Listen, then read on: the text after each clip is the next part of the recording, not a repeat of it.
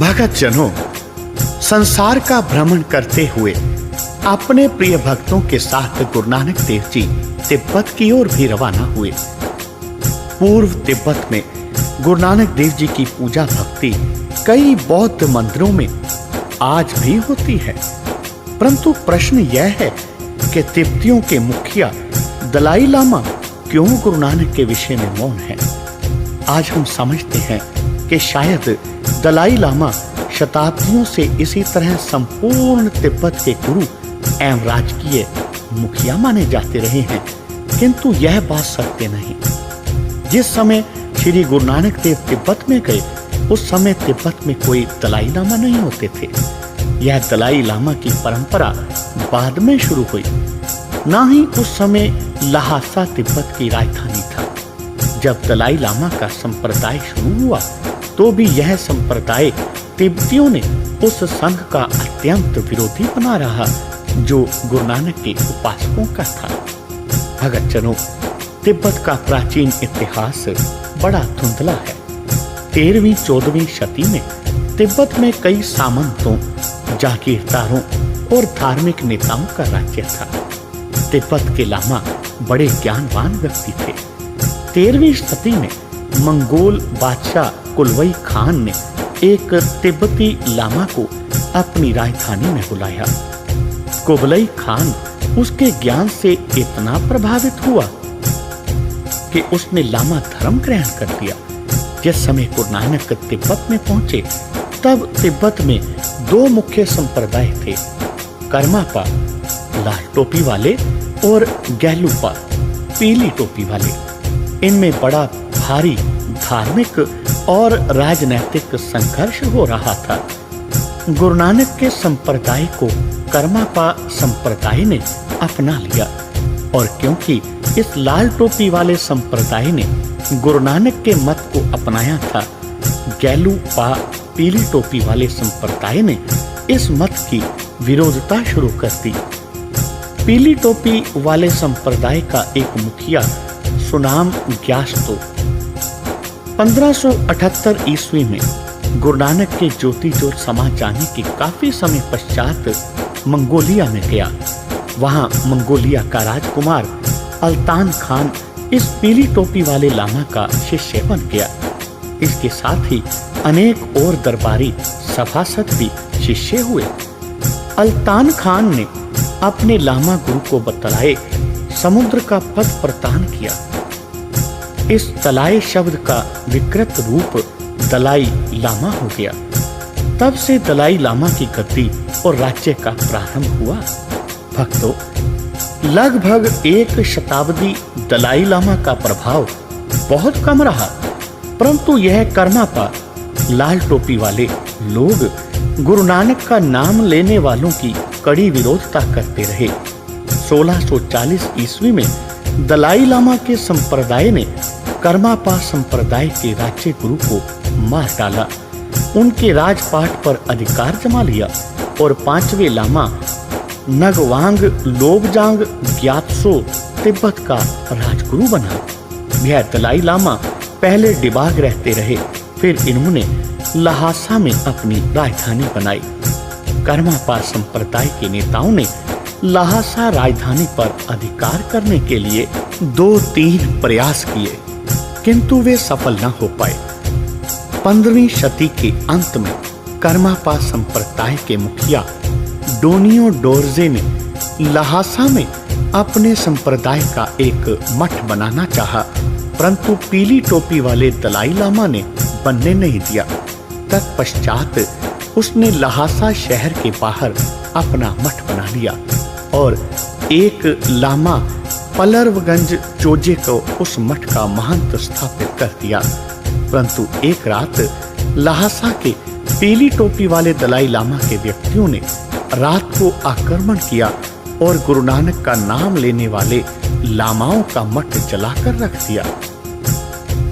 भगत जनों, लामा पलपंख चोजे बड़ी कठिनाई से प्राण बचाकर निकला।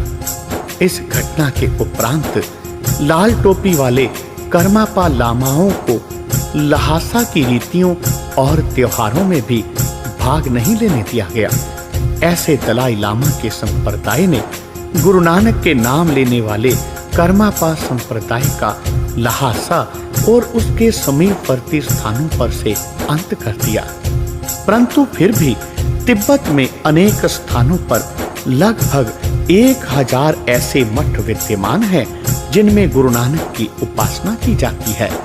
उनको बुद्ध का अवतार माना जाता है और उनके उपदेश और जीवन चरित्र तिब्बती भाषा में लिखकर रखे हुए हैं। भगतजनों, जब कभी सिख विद्वानों ने तिब्बती भाषा सीखकर इस ओर शोध कार्य किया और इन गुरु भक्तों की संभाली हुई ऐतिहासिक रचनाओं का अनुवाद किया, तो हमें गुरु नानक की तिब्बत यात्रा और शेष जीवन कथा के संबंध में आश्चर्यजनक सामग्री मिलने की संभावना हुई। सिक्किम की राजधानी गंगटोक से 100 मील उत्तर दिशा में एक मठ है जहां तिब्बत को जाते हुए गुरु नानक ने विश्राम किया था। वहां उनकी चरण पादुकाएं तथा उनके जीवन लीला से संबंधित स्मारक आज तक स्थित हैं। राजधानी गंगटोक से इस आश्रम तक, जिसे चंगटांग कहा जाता है, अब पक्की सड़क बन गई है। इस मठ के लोग इस स्थान को नानक टांग कहते हैं। इस वादी के मध्य में एक 30 फुट ऊंचा तथा 200 फुट घेरे का पत्थर है जिस पर गुरु नानक की चरण पादुका स्थित है। इस पत्थर को पूज्य समझकर इसके इर्द गिर्द 4 फुट की दीवार बनाई गई है। इस पत्थर के भीतर एक गुफा है जिसका मुख पत्थरों से बंद किया हुआ है। इस पत्थर के ऊपर गुरु नानक की चरण पादुका सुरक्षित रखी हुई है। लामा लोग इस चरण पादुका पर पैसे और पुष्प आदि चढ़ाते हैं। इस पत्थर के एक कोने पर से पानी टपकता है। भगतजनों, जहां से पानी निकल रहा है वहां कुछ इस प्रकार के वाक्य अंकित हैं जिनसे अनुमान लगाया जा सकता है कि यहाँ से कुछ शताब्दियों तक पानी निकलता रहा है। भगतजनों, जो ऐतिहासिक साखी इसके संबंध में प्रसिद्ध है वह इस प्रकार है। गुरु नानक ने तिब्बत को जाते हुए इस पत्थर के नीचे गुफा में विश्राम किया। इस वादी में बह रही नदी का पानी बहुत गंधला था। इस पत्थर में से स्रोत के रूप में जो पानी निकला वह गुरु नानक के करनी कमाल चमत्कार से निकला। पीने के लिए यहाँ के लोग इसी निर्मल जल का प्रयोग करते रहे हैं। इस पत्थर के इर्द गिर्द आर्चिड, एक प्रकार का फूल पौधा उगा हुआ है। किसी को यहाँ से फूल तोड़ने की आज्ञा नहीं। चरण पादुकाएं जिनका चित्र श्रद्धालुओं को दिया जाता है वे गुरु साहिब के चरणों के चिन्ह हैं। भगतजनों, जब गुरु नानक महाराज यहाँ आए तो वह अपने खाने के लिए चावल और केले अपने साथ लाए थे। इस क्षेत्र में ना तो चावल होते थे और ना ही केले। गुरु महाराज ने वहाँ के लोगों को चावल और केले बोने के लिए बीज दिए। तब से केलों और चावलों का उत्पादन केवल इस क्षेत्र में होता रहता है। पहला बीज गुरु साहिब ने ही उस आश्रम के आंगन में स्वयं बोया। तदुपरांत उस स्थान से पैदा हुए चावल और केले के बीज दूर दूर तक पहुंच गए। अब तक यहाँ के प्रत्येक निवासी के हृदय में यह धन्यवाद पूर्ण के वंदित परिचित है कि इस क्षेत्र में चावल और केला गुरु नानक देव लाए। भगतजनों, हिमालय की एवरेस्ट शिखर का जहां अंतिम पड़ाव है वहां एक मठ है जिसका नाम थियांग बोचे मठ है।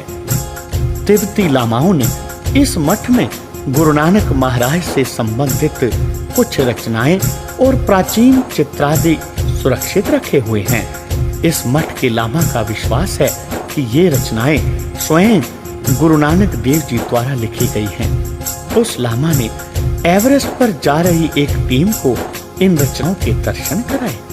उसने ये रचनाएं बहुमूल्य कपड़ों में लपेटकर एक अलमारी में संभाल कर रखी हैं। भगतजनों, तिब्बती गुरु नानक को रिपोंचे गुरु कहते थे।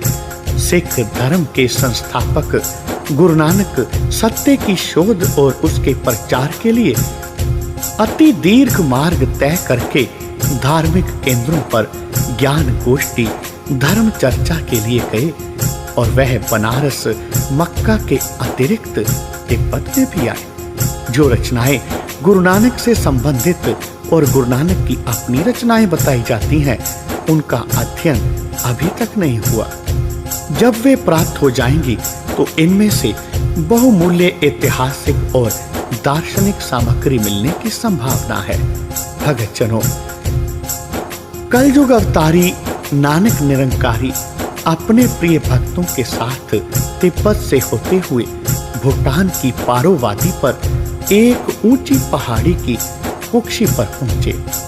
वहां पर एक ऐसा मठ है जिसे शेर की गुफा कहा जाता है।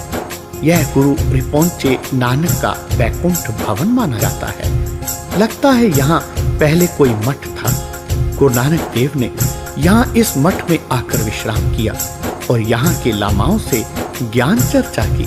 भगतजनों, उनका एक ही उपदेश था, प्रभु परमात्मा और ईश्वर के सच्चे नाम का उपदेश, जो उन्होंने दुनिया के कोने कोने तक पहुंचाया।